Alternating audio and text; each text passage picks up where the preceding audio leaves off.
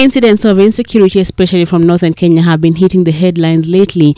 The killing of teachers in Wajir, allegedly at the hands of the Shabaab, the latest trigger of this conversation about insecurity that has now found itself on the floor of the August House. Seth and Caroline Odada on this particular day, and the families are still mourning. They have not even been buried.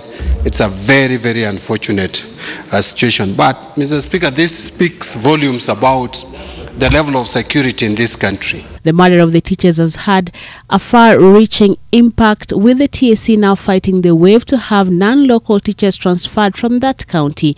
The MPs, especially those from the insecurity-prone areas, are opposed to this idea. When you withdraw teachers and you send a signal withdraw teachers from that region, you are already falling into the trap of the terrorist. Yes.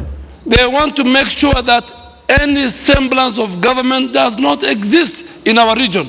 If all those teachers who don't come from Northeastern were to go away, will we have education in Northeastern?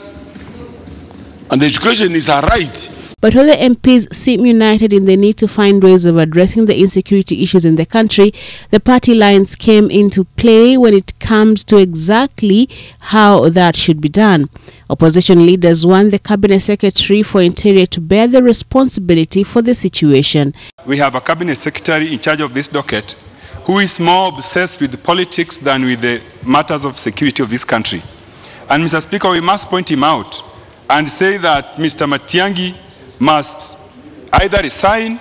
When we talk about Matiangi, if you don't want us to talk about Matiangi, he should quit holding a public office. But at the moment he holds a public office, he expects to be we have to oversight him.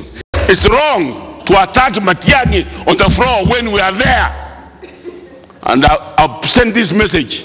Never ever attack Matiangi on this floor without excuse. We can only fight terrorism when we are together as a nation.